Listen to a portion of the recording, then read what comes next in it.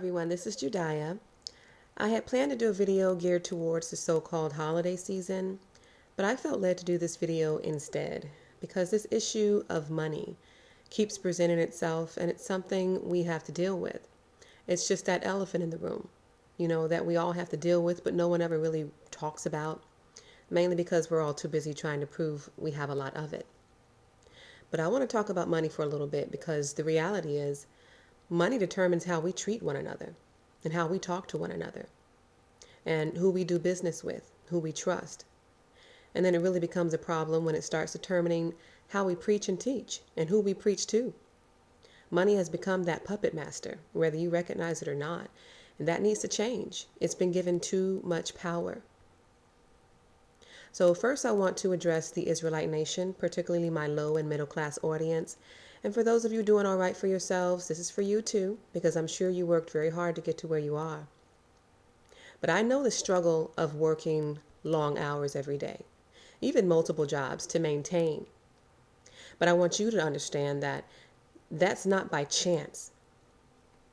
That we're here in America working our butts off for $1.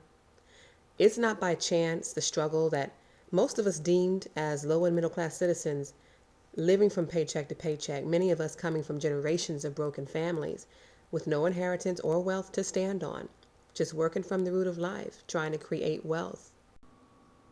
And let's be honest, most of us do not succeed. I'm talking about Black America right now, North and South, and the islands, descendants of slavery. There's a psychological term called the glass ceiling. It usually refers to working women, but it also refers to blacks. See, a glass ceiling was created for us when we were freed from slavery, when we were emancipated. We could look up, we could see freedom, we could see a future for ourselves, we could see success, and we could work our way up to it, but for some reason not quite reach it. We couldn't quite attain it. It's like we've been handed an illusion of success, but not really to the degree of the high class, mainly white citizens. We work and work. Next thing you know, you're in your 40s and your 50s, having worked your entire life, having pursued various business ventures. You got your college degrees like they told you. Education is the key to success. So you went off to a university or a state college, got your BA or your master's. You acquired $60,000 worth of student loan debt, hoping that you'd land a job good enough to pay it off someday.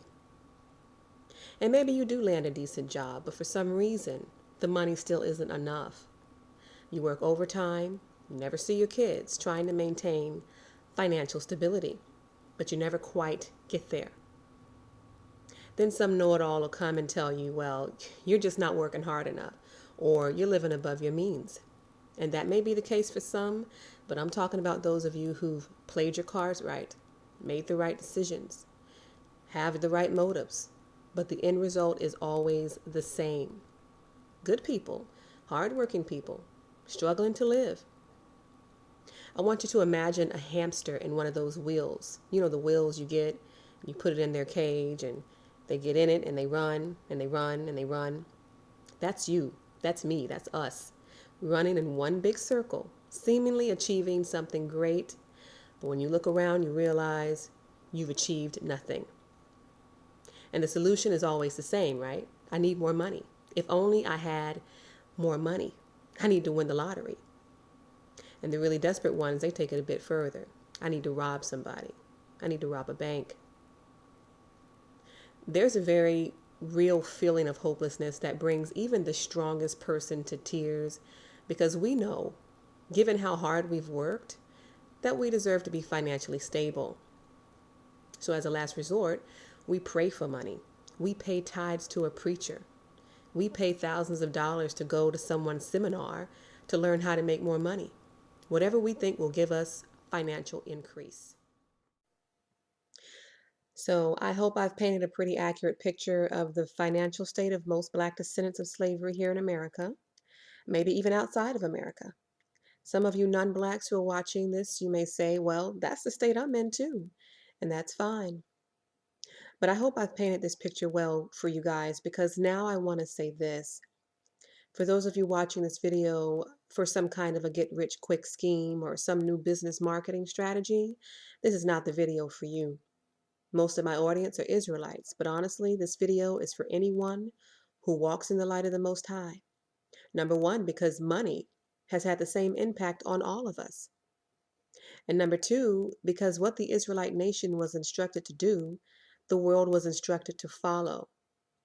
So this video is for my people, but ultimately for all of you. Now, remember, there was a time when we as a nation of Israel lived together with one priority in mind: obedience and righteousness. Did we have money? Absolutely, we had it.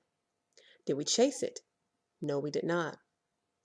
Our lifestyle was not based on how to get more money. It was based on how to do what we were called to do so the Most High can go forth with what He desired to do. Money may have been the end result, it may not have been, but it didn't move us. He moved us. There was always a greater plan at work, so we didn't focus on our goals. This is why the Messiah was about His Father's business. This is why He taught us to seek first the kingdom of heaven, and all other things will be added unto us. This is why He told the multitude of Israelites about the fowls of the air, never sowing anything, yet still eating, even though they never sowed, because the Most High took care of them. It doesn't matter what rich man is controlling the country in which you reside or the system that you were born in. There's a pyramid, and the Most High is at the top of it. He always has been. He always will be. So we had Israelites back in the day who forgot this fact. King Solomon was one of them. He became greedy and more obsessed with money than righteousness. He had 700 pagan wives, 300 concubines.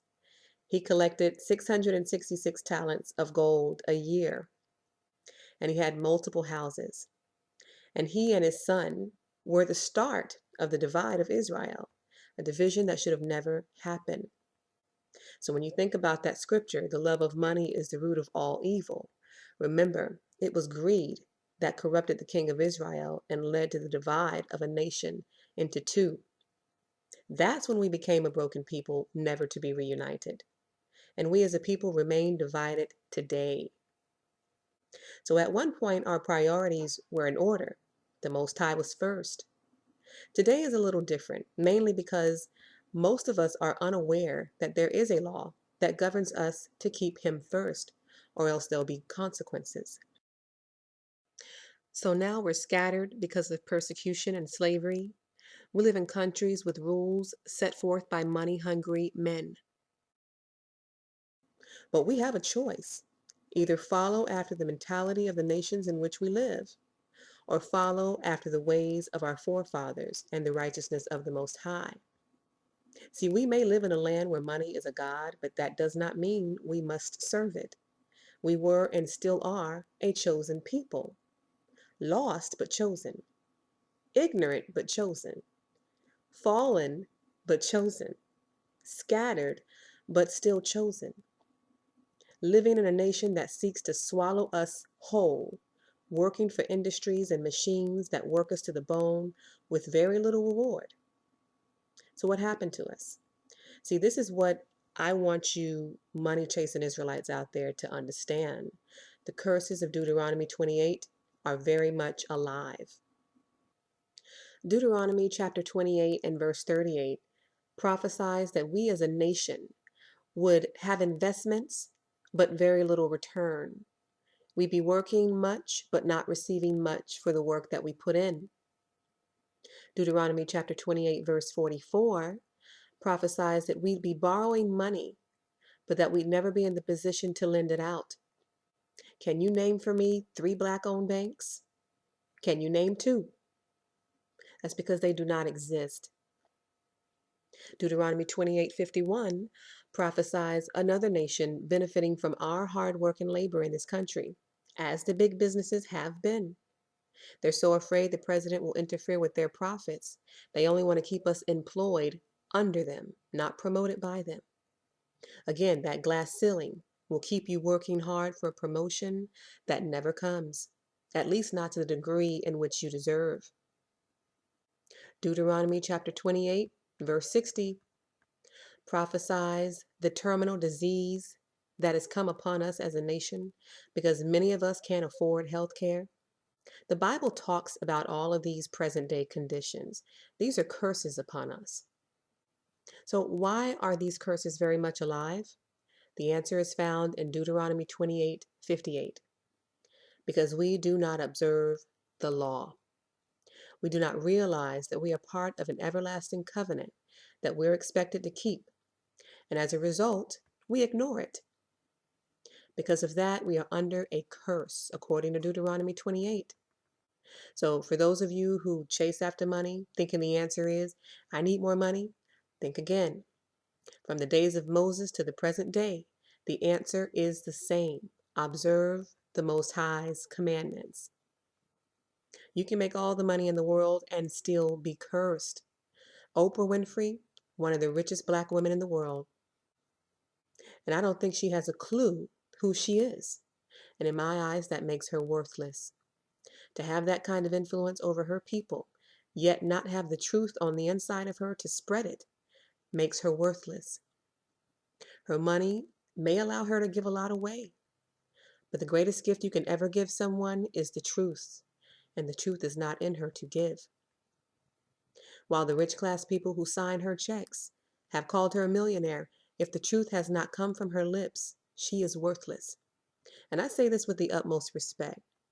You can do great things in your life, but if you have not lived for the Most High, teaching what we've been instructed to teach, speaking what we've been instructed to speak, your life has been worthless. And I've said it before, you will live and die a rich, ignorant Israelite, never having known your truth, and most importantly, never having taught it to those coming up after you. That's a commandment. I'm not making this up. We have been commanded to teach this truth. It's part of our everlasting covenant. Don't become so rich. You do and say anything for a dollar, and do and say nothing for the Most High. Never serve your boss or your industry or your clients more than you serve the Most High. Because money burns. Money can be lost. Money can be stolen. It can run out. It's just a piece of paper. Given value by humanity, but the Most High never gave it power. People did. People have decided that money would rule the world and govern the nations. People decided that the value of money would take precedence over the value of the Most High's truth and righteousness. This is the reason why all of your top name Christian preachers and Christian networks, all they talk about is money. They no longer know how to exist without worshiping it, or how to serve the Most High without worshiping it. And while the Messiah taught us that we could not serve the Most High and money, Christian pastors are teaching you to worship it, and to desire it, and to serve Him with it, to invest into their ministries so that you may be able to obtain more of it. Rise of the Chosen is my ministry, and it doesn't cost me $1 to run it because the truth of the Most High is free. You can't put a price on Him or His word. You can't sell His blessings or His revelations. If it's costing you thousands of dollars to run your ministry, you may need to reconsider how you run it. Reconsider your motives. Are you juicing your followers for money to run your ministry? Because if you are, you shouldn't be. Have you instituted the tithing doctrine in your church to gain money to run your ministry? Because if you are, you shouldn't be. Research the purpose behind the tithe. It's not for you to run your church. It's not for you, period.